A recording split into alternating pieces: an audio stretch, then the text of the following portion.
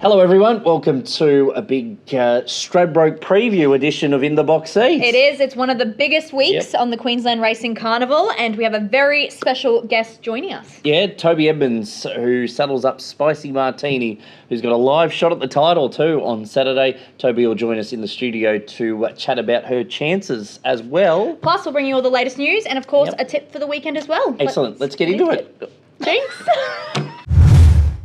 Thanks very much for joining us, Toby. On the eve of the Stradbroke with Spicy Martini, all systems go for Saturday.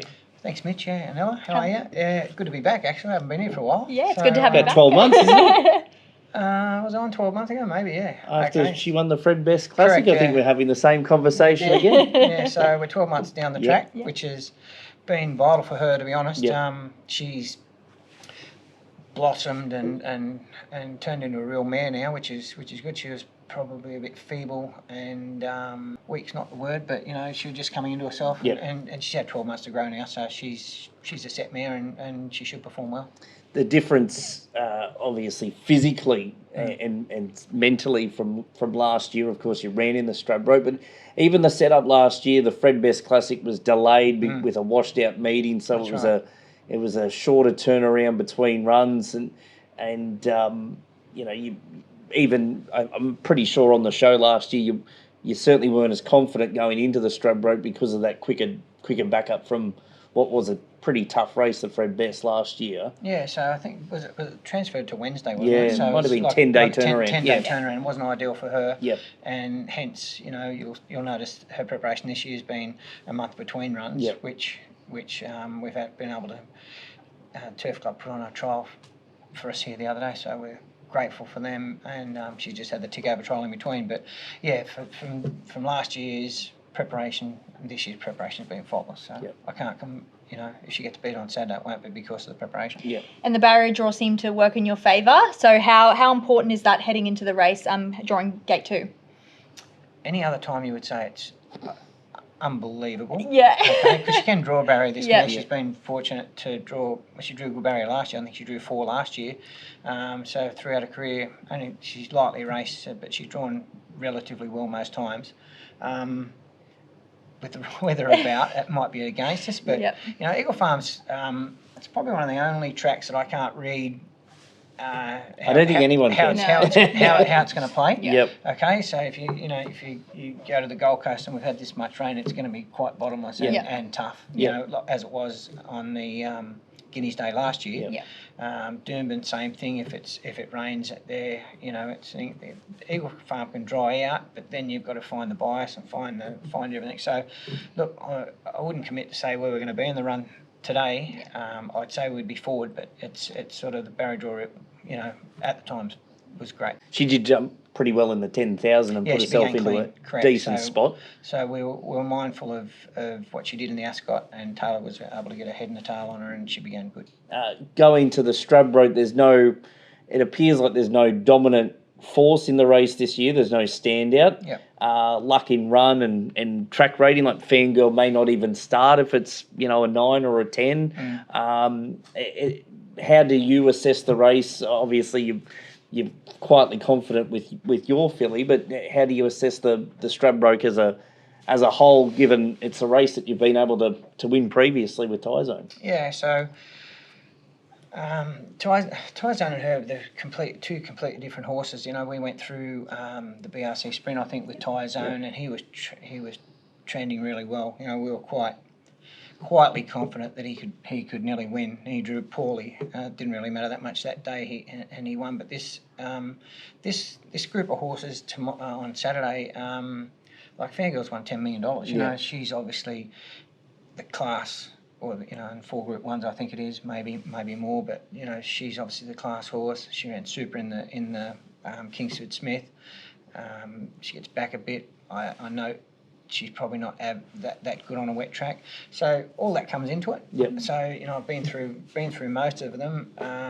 Even the horse that won the Goodwood beat Trent's horse down at Desert Lightning. Desert Lightning's drawn good, and he can race a little bit forward if he needs to. So it's very, very competitive, and I've been sitting through watching replays and all that for the last few days now. But as you say, we're not quite sure what sort of track we're going to get. I know my filly can handle the going.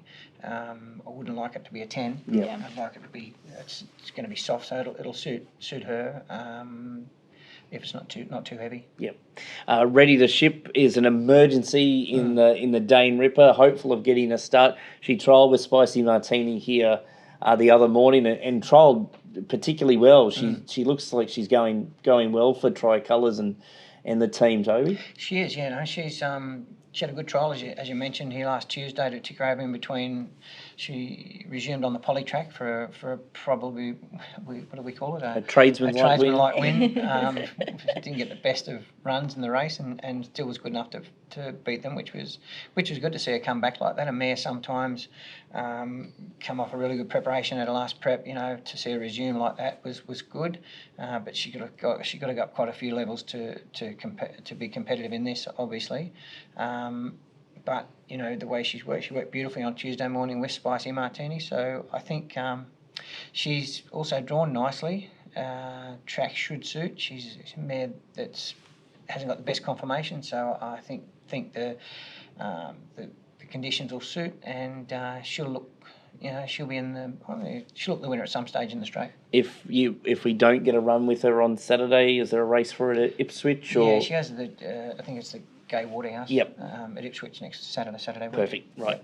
Not to put you on the spot, we always like to ask when trainers are here, is there anyone in the stable, any horse in the Ella stable? likes the left field ones. I like a little left field. Is the there anyone... sneaky play that no one knows about, the unnamed 2-year-old or... Anyone that we should watch, anyone to follow along. Okay. If you've got one on the top of your head. A nice horse. I'm pretty sure he's a nice horse. I got him at the Breeze Up sale back in November by Rubik, which is probably not that fashionable, but I didn't pay much for him. So he's a nice horse for the future. He's not far away from trialling.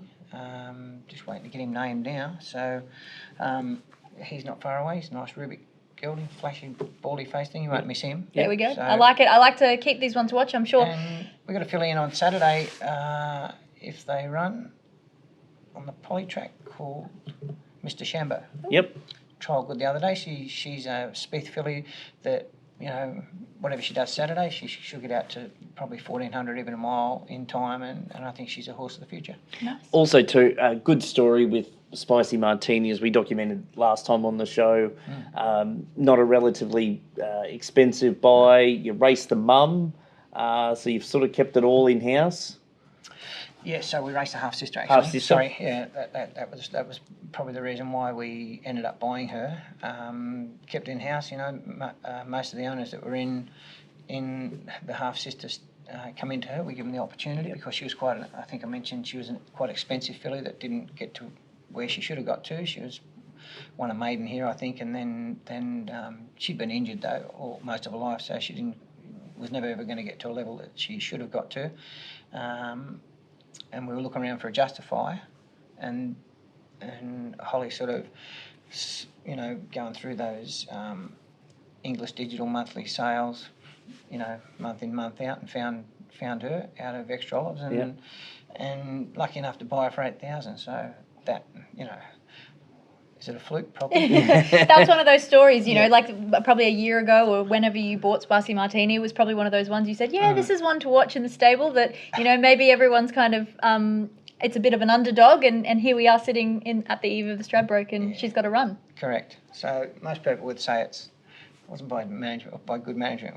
It's a dead fluke. if anyone's watching, the prize money will look pretty good compared to the $8,000 outlay on Saturday evening, won't it, Toby? Well, the prize money is actually good, but her pedigree now, I think she's insured for like $1.5 million. Yeah. So if she goes to a sale, she's probably going to bring between $1 and $2 million. Yep. Pretty incredible. So and they're the good stories. Got a lot of bad stories. We love the good ones. We'll cut it there, Toby. Thanks for your time on In the Box Seat. Best of luck on Saturday, and go well for the Gold Coast too. Yeah, no, thanks. Thanks for having me on, and special mention to the Gold Coast crew for very helpful.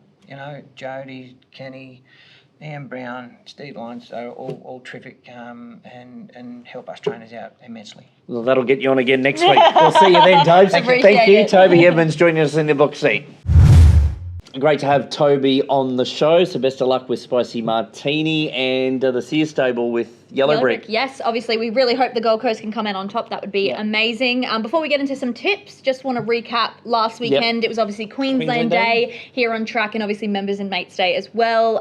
To all the members who came along to the event centre and we celebrated with you and your mates, it was a great day down there. The feedback has been amazing. Shout out to the chefs. They did an incredible job on the food, and we signed up 28 new members.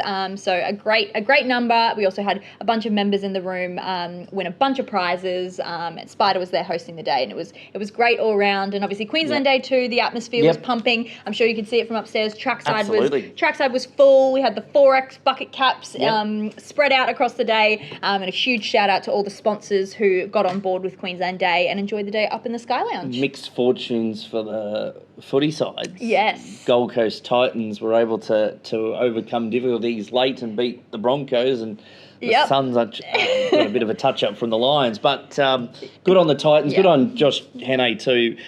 They deserved that win on Saturday night. They played the full 80 while the other side didn't. Well, it's true. Anyway, that's the footy wrap for this week as well. Let's find a winner for the weekend. Gee, we've been informed, particularly me. Inspired Legend at 150s into pocket money last week. Quick shout out for yourself there, Mitch. I like that one. If you're not going to do it, who is? Yeah, so. Well, you don't. And what have you come up with? So obviously this weekend... We'll give a Stradbroke tip as well. At time of recording, we've got 2 meetings on the cards, a turf and a poly meeting. Contingency, obviously a bit of wet weather around the Gold Coast at the moment. So we'll give a tip for the turf. If it does get transferred to poly as you're watching this, just head to the GCTC socials, and obviously all the tips will be updated and live there absolutely for what you need. But we've gone on the turf, and I have gone Living Free from the Campton stable in good form and all, likes the Gold Coast track. So. Nick Haywood's relocated up here, so he's got the ride for Campo on Saturday. Monte Carlo Miss was a huge prize here the other night and ran a slashing race behind Sylph in what was a very strong maiden. Crashed the Party ran second in that, Toby's horse, who's busting to win a race. So I think it can just about win race 5, number 13, Monte Carlo Miss, and I reckon you might get a price about it as well. Nice. Stradbroke. Obviously, it's hard to not tip Spicy Martini after having Toby here on the show. We want a Gold Coaster to win, but that's a bit of an easy answer for me. So I have looked at the form, and I've gone Private Eye in the Stradbroke. Headley Grange for me is my on-top selection. Best roughie, Yvonne Hawke. You love a roughie at the moment? It ran a slashing race in the Kingsford Smith Cup. It probably needs a mile now, but I think if it's a fast-run Stradbroke and set up for last man standing, and if, say, a fangirl is scratched because they'll save it for a drier track, it could open the race right up. So for mine, Headley Grange to win and Von Hawke the best roughie. Nice. And obviously, as you'll be watching this right now, the Clydesdale Spectacular race day will be running at Bow Desert. A great new initiative this year. The Scenic Rim Clydesdale Spectacular is a major event out in the Scenic Rim, and we were grateful to be a part of that this year with the race day, and that'll be an annual event. So thanks to everyone who got out there to see the Clydesdales, and I'm sure it was a great day on track. We'll recap both that and the Saturday program all next week on another big edition of In the Box Seat. That's a wrap. That is. Thanks for joining us.